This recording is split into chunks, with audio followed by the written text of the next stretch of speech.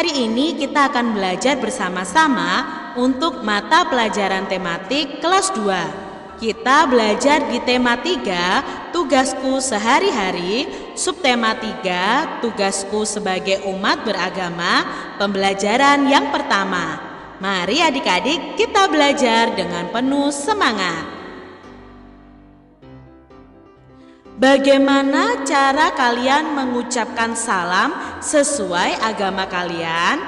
Nah, adik-adik, agama yang ada di Indonesia, yang diakui di Indonesia itu ada 6, yaitu Islam, Kristen, Katolik, Hindu, Buddha, dan Konghucu.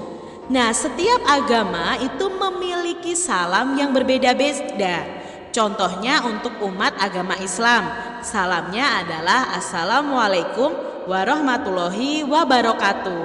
Lalu untuk umat agama Kristen dan Katolik itu salamnya hampir sama, yaitu semoga Tuhan memberkati atau Shalom. Lalu untuk umat agama Hindu itu ada Om Swastiastu. Lalu untuk umat agama Buddha itu ya, kalian bisa cari tahu ada Namaste, ada salam kebajikan, itu untuk umat agama Buddha dan Konghucu. Setiap siswa itu memiliki agama yang berbeda. Mereka memiliki tata cara yang berbeda dalam menjalankan ibadahnya. Walaupun kita berbeda agama, kita harus tetap saling menghormati. Setiap siswa bebas menjalankan agamanya. Antar umat beragama dilarang memaksakan kehendak. Mari adik-adik, walaupun kita berbeda agama, kita harus tetap saling menghormati. Tugas siswa adalah menjaga kerukunan antar umat beragama. Jangan jadikan perbedaan itu sebagai perpecahan, sebagai ajang pertengkaran adik-adik. Tetapi dengan perbedaan itu kita harus hidup rukun. Budaya tolong menolong. Hari ini Siti belajar dengan ceria. Siti bersama teman-teman berdoa dan memberi salam kepada ibu guru. Ibu guru menyampaikan pengumuman. Pengumuman itu berisi berita tentang banjir di lingkungan sekolah. Seluruh siswa ikut membantu. Mereka mengumpulkan uang sumbangan. Sumbangan dari siswa dikumpulkan setiap kelas. Kemudian dari setiap kelas dikumpulkan untuk disalurkan. Seluruh siswa merasa senang dapat membantu korban banjir. Ini adalah budaya tolong-menolong yang dilakukan oleh Siti dan teman-temannya. Diskusikan dengan temanmu atau dengan keluargamu adik-adik tentang gambar di bawah ini. Kalian bisa menuliskan cerita tentang gambar di bawah ini adik-adik di buku tugas kalian masing-masing. Nah, di sini Kak Citra punya ceritanya, contoh dari cerita yang Kak Citra buat dari gambar ini adik-adik. Kalian bisa buat yang lain dari punya Kak Citra ya. Suatu hari desa Sukamaju terjadi hujan yang sangat deras. Karena hujan tidak berhenti, maka terjadilah banjir. Siti dan teman-temannya menggalang bantuan dana untuk para korban. Mereka ingin menolong para korban bencana banjir.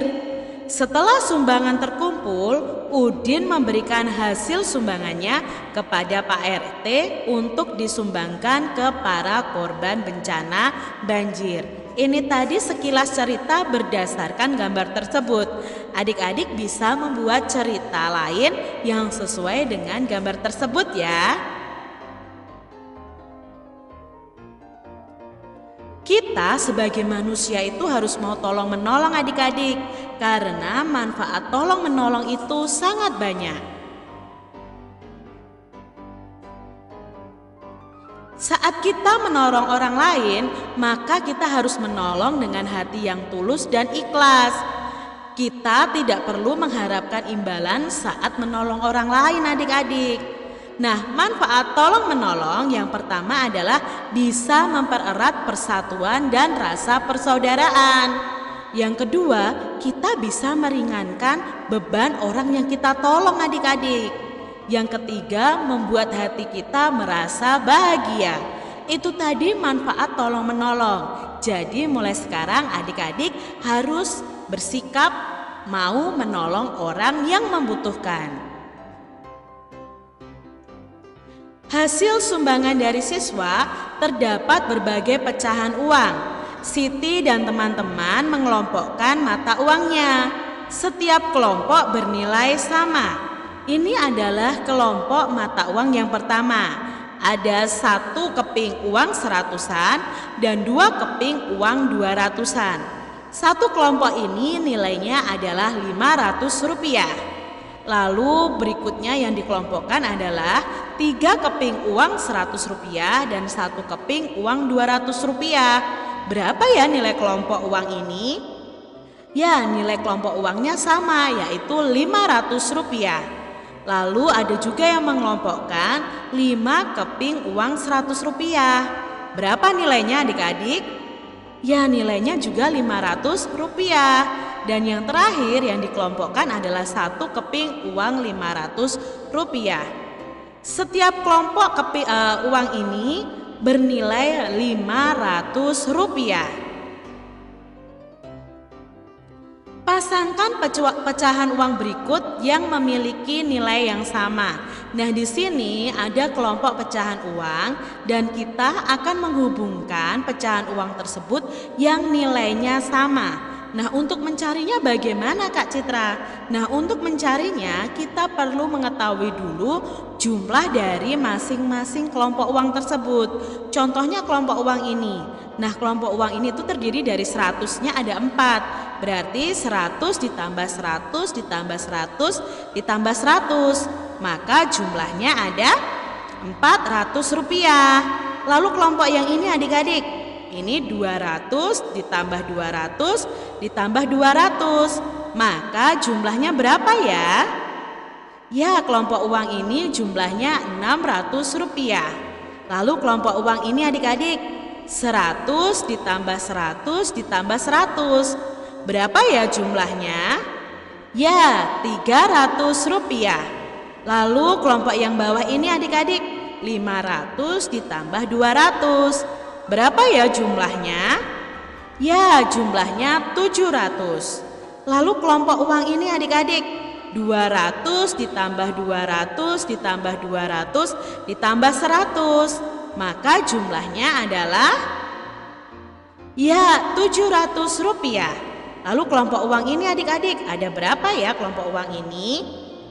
200 ditambah 200. Maka jumlahnya 400. Kelompok uang berikutnya ada 500 ditambah 100. Maka jumlah uangnya ada 600. Lalu kelompok yang terakhir ada 200 dan ada Rp100. Maka jumlahnya adalah 300. Kalau sudah kita ketahui nilai pecahan uangnya, maka kita tinggal hubungkan adik-adik. Gambar yang pertama nilainya 400. Mana yang sesuai atau yang nilainya sama dengan kelompok uang ini? Berarti yang ini adik-adik kita garis karena sama-sama nilai uangnya Rp400. Lalu gambar yang ini nilainya Rp600 adik-adik.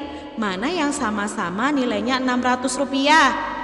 Ya, yang ini adik-adik. Nah, maka kita garis. Lalu kelompok uang ini nilainya Rp300. Mana yang nilainya Rp300?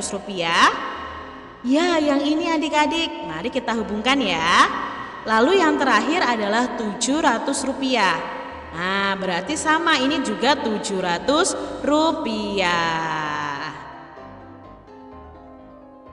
Budaya tolong-menolong itu sangat penting adik-adik. Siti bersama beberapa teman dan ibu guru memberikan bantuan kepada korban banjir.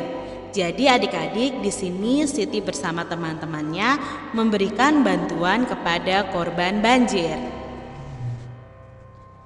Gambarlah keadaan lingkungan yang terkena banjir. Adik-adik bisa membuat gambar imajinatif tentang lingkungan yang terkena banjir. Nah, ini adalah contoh gambar imajinatif. Lalu apa yang kita perlukan untuk menggambar gambar imajinatif ini? Nah, gambar imajinatif adalah gambar yang berasal dari khayalan atau imajinasi. Alat yang kita butuhkan untuk membuat gambar imajinatif adalah buku gambar, pensil, penggaris, penghapus, pensil warna atau cat air atau krayon atau spidol adik-adik. Nah, supaya gambar imajinatif itu lebih menarik atau lebih bagus lagi, kalian bisa memberi warna dengan menggunakan pensil warna, krayon, spidol, atau dengan cat air. Nah, ini tadi alat dan bahan yang kita gunakan untuk membuat gambar imajinatif. Jadi adik-adik tugasnya sekarang adalah menggambar tentang lingkungan yang terkena banjir. Nah, itu tadi pembahasan kita di mata pelajaran tematik ya. Di tema 3, subtema 3, pembelajaran yang pertama. Semoga video pembelajaran ini bermanfaat untuk adik-adik semuanya.